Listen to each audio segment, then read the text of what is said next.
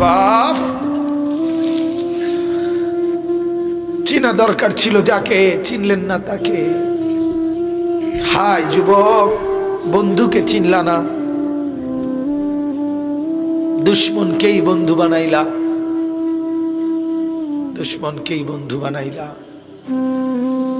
আপন বন্ধু যিনি তাকে চিনলা না, দুশ্মনকেই গ্রহণ করলা। চেহারায়, সুরতে, চলনে বলনে, আচারে উচ্চারণে বেঈমান যেভাবে সাজায় দেয়, তুমি তাকেই গ্রহণ করলা।